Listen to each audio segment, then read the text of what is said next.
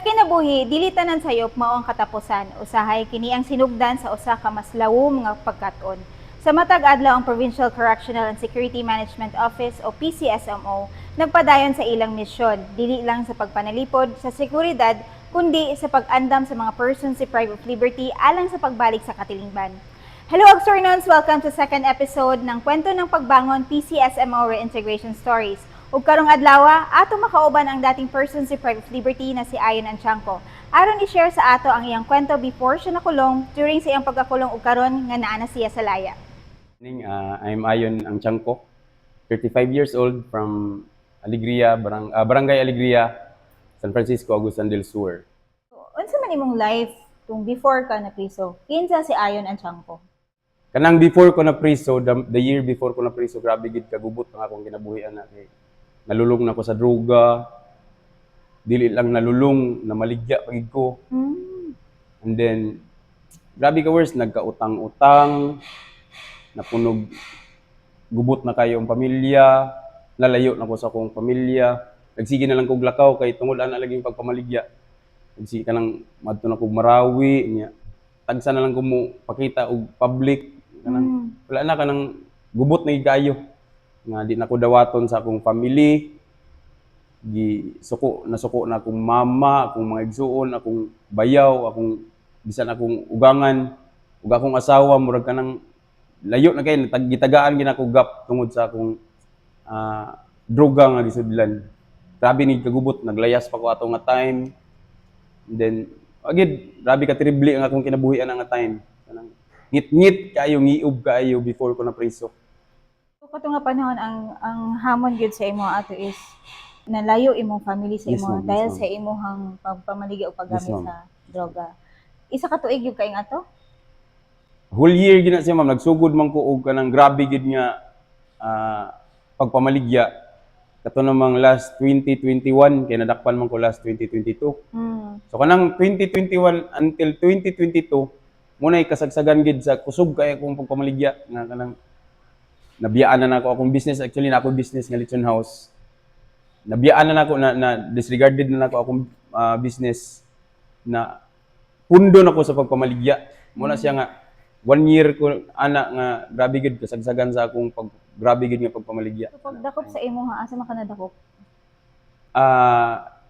Again last November 2, 2022 nadakpan ko sa atbang gid sa Gaisano Mall diri sa Grand San Francisco. O padulong na unta ko atog Davao kay musibat na unta ko kay nadungog naman to nga Nabaligya ka. nga ingana na nga dakpuno na gid ko kanang rated na kay ko ngalan humot kanang wala gid to kanang lala na kay ko ngalan diri sa San Francisco.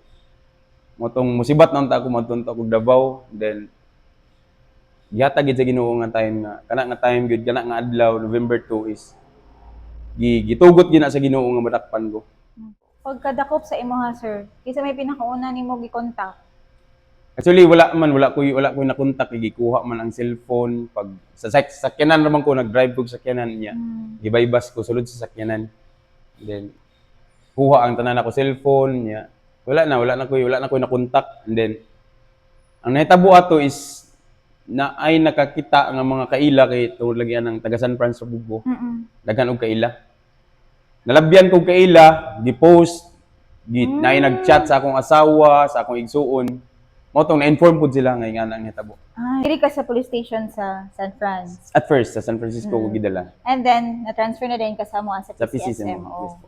Karon pag-transfer sa imo sa PCSMO, unsa may na-feel nimo nga giingnan na ka nga ibalhin na kag provincial jail?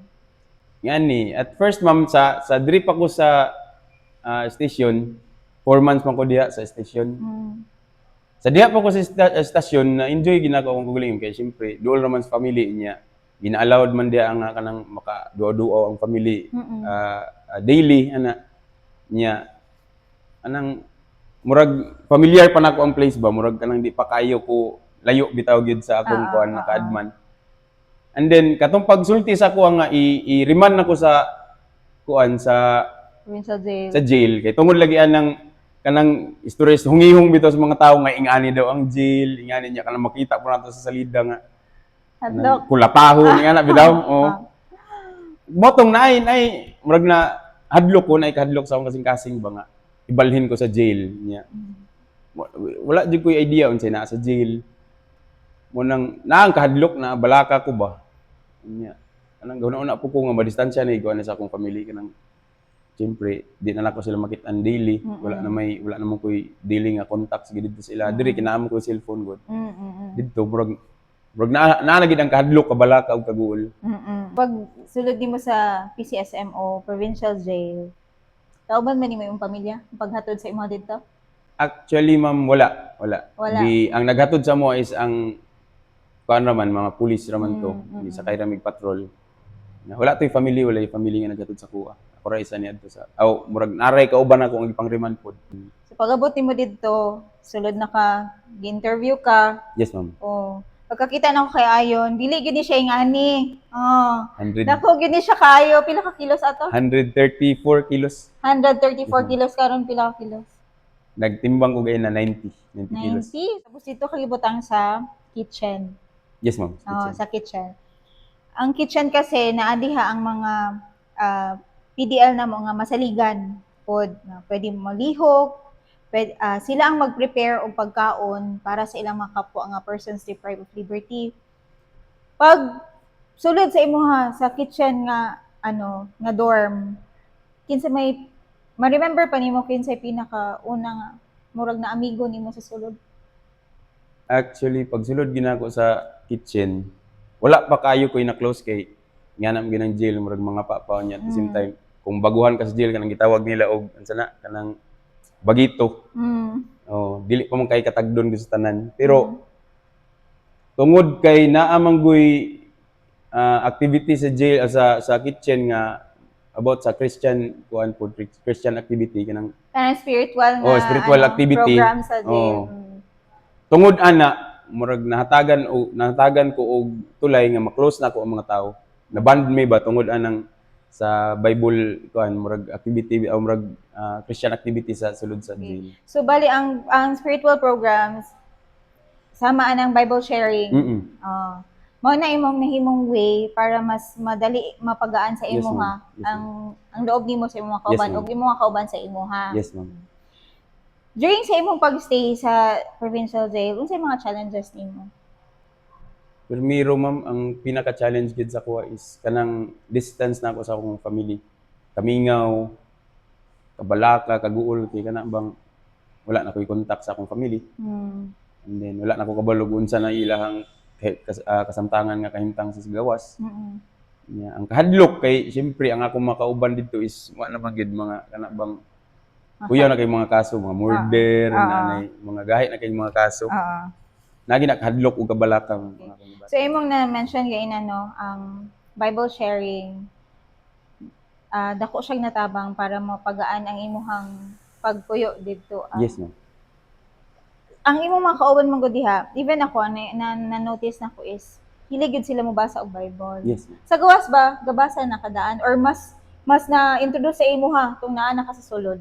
Actually, ma'am, sa gawas pa ko kaniadto, sa wala pa ko na priso is born Christian magigo. Kanang akong family, sila mama, sila tanan, the whole family of my mother is kana bang duol gid sa simbahan, duol sa Ginoo and then pero tungod lagi sa akong bisyo, natagaan ako gapon apil lang ako ang akong spiritual nga life. Mao tong layo gid ko sa Ginoo ato nga time. Wala na ko'y basag Bible, wala na ko nag-praise sa Ginoo, wala na gid nawala na akong kana bitawng pinakaduot nga relasyon sa Ginoo. And then pag sulod na ko sa jail, tungod anang activity nga about sa spiritual activity sa jail, nabalik ko sa pagduol sa Ginoo. Actually dako kay siya nga impact sa kuha, ma'am, kay nagtuo mo good sa una nga nawala na gud ako bisyo sa una, ma'am, tungod ana pod nang pagduol na ko sa Ginoo. And then diya sa jail na balik ang akong kanang hingpit nga relasyon sa Ginoo. And then dako gid siya tabang, ma'am, dako kay siya tabang sa kuha. So, habang nakasasulod, sir, unsay may imong realization, unsay pinaka murag na-learn gud nimo kung nakasulod sa jail? Discipline, grabe gid. Discipline, respect. Diya ginako na nakuha tanan, ma'am, sa jail. Kay kana bang abi mo gud nako sa una og katong bitawng kasagsagan sa akong bisyo nga tibay na gid ko. Iyo naghambugiro nga kanang Wala na ko'y gilalantaw nga kahadlukan ba. Pero sa jail dito na ako nakita nga siyempre puro na mga pareha pud nako ang mga maldito pud. Dito na ako nakita ba nga kinahanglan na ko magpaubos sa akong kagalingon. Respeto, and then at the same time nakita po na ako ang importansya sa akong family nga wala sila sa akong tapad anak nga time nga kana bang nanginahanglan gid ay kong pamilya. Dili day pwede nga mao ra to nga kinabuhi akong permentihon kay nanginahanglan gid ay kong pamilya. Ang kamingaw, ang kanang ingana bitaw nga pagbati bitaw nga family first gid dapat gid. Ano sa kanalaya? As far as I remember last December 22, I think murag ingana ma'am kay 21 man ko nag-hearing, murag ingana 22, December 22, 2023. December 22, Oh, December 2023. 22, 2023. So gikan kag hearing, pag hearing nimo gi-inform na din ka Yes, ma'am. nga release na ka. Oh, ang verdict sa korte ato is inpatient rehabilitation. At the same time, pagawson ko for few months para ma-process na ako akong rehabilitation. Kuan gali ito ma'am, binas kay ito kay hearing na ko karon pagkaugma gitagaan ning kog chance nga makagawas Makagawas dayon, Oo. na process dayon. Pinakauna nimo gihimo tong nilaya ka. At first ma'am pagawas ginako tong last December man to timing kay nga Christmas siya. Gibawi ginako akong time sa akong family. Nagbanding ko sa ila, gi-cherish ginako ang Christmas with my family. Kanang gi-feel ginako ang time moment nga naa ko sa akong family kay kabalo man pugugod nga after this month sunod nga mga bulan possible gyud dili gid possible kanang mawala na pud gid ko sila kay naamon ko inpatient program nga kinahanglan pa i-comply sa rehabilitation mo tong gibawi na ko akong time sa akong family uban sila naglaag niya to basta kay gi-cherish na ko ang moment ma'am nga naa pa ko sa akong family that moment paglaya na ko Pag sa ingon jail. nga inpatient ka, pila ka bulan man ka ato na admit ka Yes ma'am, sa rehabilitation sa DAT-RC. sa Alegria ba na Yes, siya? Sa Alegria. Pila ka months man ka dito? 1 year and 1 month. So, sila dalaw na pud sila dito. Diha na ma'am sa after na ako nakalaya ma'am moto-process sa papilis. Nakalaya sa jail, process papilis, and then i-commit din ko sa DAT-RC. sa rehabilitation.rc. Dito na ang kung worst man gali nga dili na ko makita na akong family sa jail. Mas grabe ang sa DAT-RC kay tungod every 3 months raman ang ilang dalaw diha. Yeah. Napagi time di pareha sa jail nga pwede man anang anang gikan sa pagsulod hangtod cut off. Diha kay kuan raman ma'am 2 hours ra ang dalaw. 2 hours lang. Nya every 3 months ra pagid na nya dili pagid na siya 100% ang chances nga makalaya madalawan ka kung nagpabadlong kay nga na mo ilang Okay. So, another challenge na pud sa imo kana nga gabi na po paggawas nakahagit. nimo. Gabi na po nakahagit ma'am. Okay, so pagkahuman nimo dito sa DAT-RC, nabalik na ka sa imong balay, balik na ka Yes, sa ma'am. imong pamilya. Unsa na naman pod ang challenges nga giatubang nimo nga nabalik na ka sa inyong lugar? Actually ma'am, daghan kay challenges ma'am kay kani isa po ni sa dako pud nga natabang sa DAT-RC sa kuha. Because DAT-RC teach me how to kana bang pag-ila bitaw sa akong kagalingon, pag-ila sa akong mga atubangon na pud nga mga triggers pagawas. Grabe gid kadaghang triggers ma'am. Grabe kadaghang triggers pagawas nako. Isa na ang stigma. Yeah. And the stigma. Isa gid na sa akong giatubang pagawas nga mura siya naulaw bitaw akong pakita sa mga tao kay kanang ako mismo ang nag-judge sa akong kagalingon ba nga unsa kay istorya sa ako sa mga tao nga gikan kog jail nya gikan pa ko na rehab kay siyempre ang una-una sa mga tao sa kuha criminal kanang criminal nga record niya gikan pa gid sa rehab siyempre ang una-una sa tao buang nga ba motong medyo kuan kay ko makig-alubilog tao at actually primero na akong gawas wala gid ko gawas for how many months wala mag-jogging ra ko mag-run ra ko gikan sa balay nya uli wala lay na halubilog gid wala gid ko lambigit pag mga tao pag mga siguro 1 month ko nag-ingana kay tungod sa stigma nga akong ganang nasa akong una ba. So diha nag-start ang imong journey aning paglusog weight. Yes, ma'am. Adili, actually naapo ko sa rehab, ma'am. Tungod sa diet dito, tungod sa mga exercises po lang mo dito ni gamay ko. Nya, gimaintain na lang din ako pagawas. I-maintain na Yes, lang ma'am. nimo paggawas. Gimaintain na lang. During saan nga struggle nimo ba nga na-stigma, maulaw ka makihalubilo sa mga silingan nimo sa community? Kinsa ang mga tao nga nitabang sa imong i-lift or i-boost imong confidence nga mobalik or makayanan nimo i-face ng fear nimo nga makighalubilo na pud sa mga tao? Yes, ma'am. Before ko na-priso, ma'am, actually, ang pinaka grabe gid nga kasuko-suko sa akong family. Nasuko sila in a point nga dili sila gusto nga ingato ang akong kinabuhi nga madangatan. And then pagawas na ako, ma'am, abi gid ako nasuko lang gyapon akong family sa kuha, pero dili di ay. Sila ang nitabang gid sa ko, ma'am. Sila ni alalay sa kuha nga mubangon. Kay sila man pud ang nakakita nga naunsa ko pagkadamag, ma'am. Mo tong nakita gid pud nako ang support sa akong family. Gialalayan ko sa tanan nga mga butang kay pagawas na ako, ma'am, wala may go, wala ko idea unsaon na pud nako paglihok. Unsaon na pud nako pag atubang sa kalibutan ana. Nya wala na pud ko idea. Financially wala gid ko wala. Actually sila ang gihatag pud sa Ginoo nga kana bang tao nga moalalay gid sa ko. Sa tanan nga aspect sa akong pagbangon. Naa gid akong family, ma'am. So karon Sir Ayon, unsay ginahimo na nimo karon? Unsay ginakabisihan karon ni Ayon Anchanco? Actually, ma'am, na ako'y nibalik naman to akong business nga Lechon House. And then naapod may family business karon sa akong maigsuon ug si mama nga nag-supply mi og basta constructional materials. And then kani exercises kani inyong nakita karon nga facility diri ko ga-gym adlaw niya running isa po na sa akong pagpawala sa akong boredom bitaw, ma'am, pagpawala sa mga triggers nga akong ginapangatubang. And then at the same time naay ko active karon sa simbahan, ma'am. So actually no, December pa magita na mi mag-interview. Yes, ma'am. Na busy pod siya Yes, kay ma'am. di daghang order sa iyahang lechon Yes, ato ma'am. hang holiday season. So kana nakwento man actually sa imong mama kay mag-visit pod ba siya sa jail kay di ba naay ma'am. programs pod niya para sa Yes, ma'am. mga priso. Actually nakwento niya karon gani Deb no, kung ako ang wala or wala mi family, si Ayon na ang motabang sa amo financially. And nakita gyud pud nako tong time nga nakasulod imong mama, grabe gyud ang support sa imo ha. Yes, ma'am. Yeah. Oo. Ma-appeal good iyang mga kauban.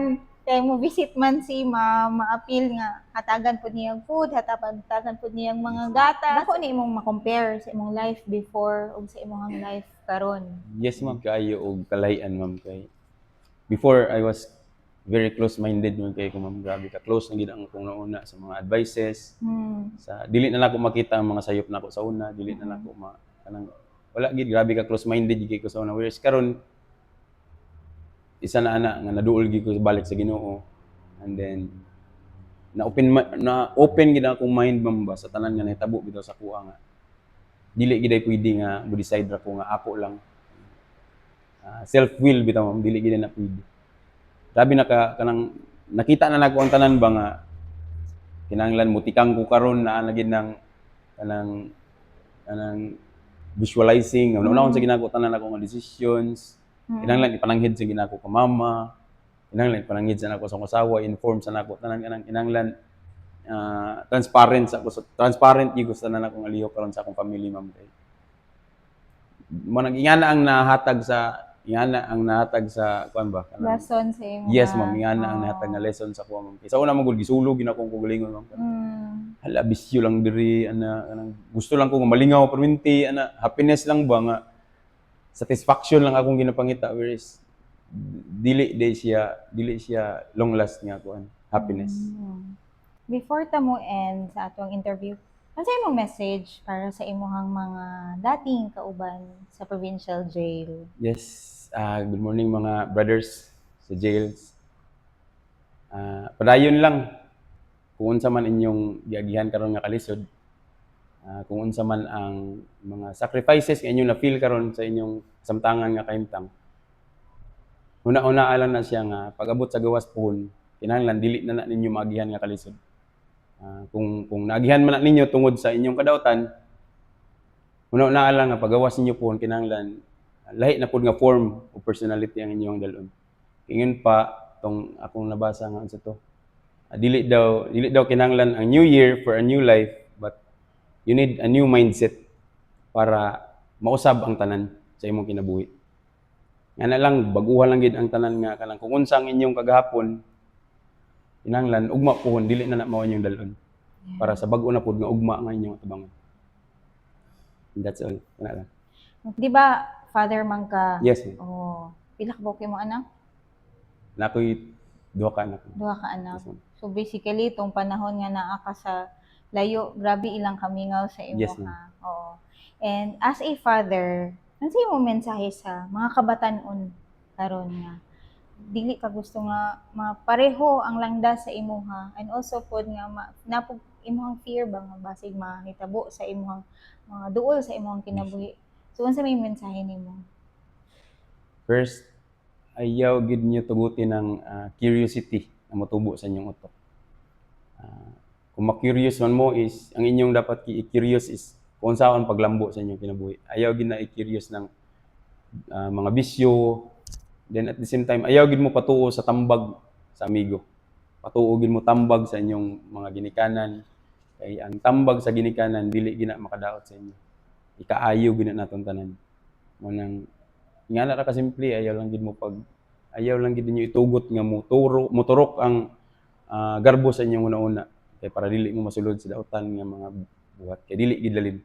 Dili lalim mapriso, dili lalim marehab, dili lalim nga mabot ka sa point nga kana bitong halos wala na kanang ingon pa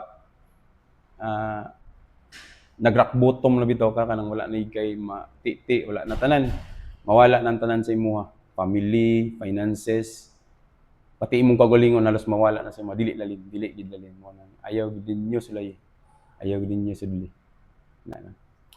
Na ba kay mo ginagunitan nga verse sa kinabuhi? Yes, ma'am, pinakalig-on ako karon nga verse nga ginagunitan, ma'am. Actually ang James 4:8.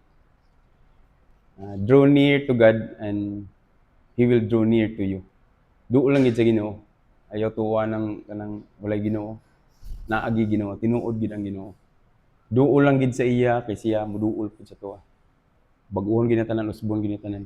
Kung unsa kabalod ang kinabuhi, iya gid ang usbon tanan, iya gid ang ihanaw ang kinabuhi. Kumuduol lang gid ta siya.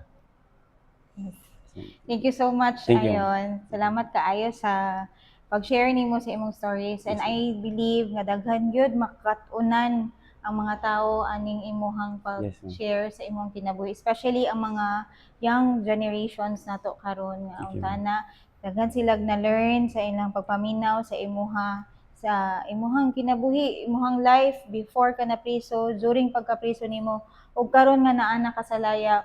Kung unsa pa gihapon naagihapon kay mga challenges nga imong giagian, pero sa imong will nga mag-change, nga magbag-o para sa imong self, sa imong family, especially sa imong mga anak. Yes, ma'am. Dako gyud kaayog tabang, especially ang imong pagbalik og balik sa Ginoo, Yes, ma'am. sa imong faith Yes, ma'am. sa iya ha. Yes, ma'am. Daghan salamat. Yes, ma'am. Thank you kay ma'am. Thank you so Thank you much. po. Thank you po. Thank you. God bless po. Si Ayon at Shanko, usa sa mga individual nga nakaagi sa maong panaw, usa sa kinabuhi nga nasugdan sa sayop nga desisyon. Apan mula didto natapos ang iyang istorya. Ang iyang istorya sa kinabuhi mao ang nagpamatuod nga dili tanang tawo nga nasayop walay paglaom, kailangan lang og kahigayunan. Ang iyang sugilanon usa sa pahinomdom nga ang tinuod nga hustisya dili lang ga-focus sa sayop, kundi pagtan-aw sa posibilidad sa pagbag-o. Ang kwento ng pagbangon usa sa kapamatuod nga sa luyo sa matag kanhing PDL ana ang usa ka tawo nga makahimo sa pagbangon, pagdamgo pag-usab ug mahimong mapuslanon nga miyembro sa katilingban.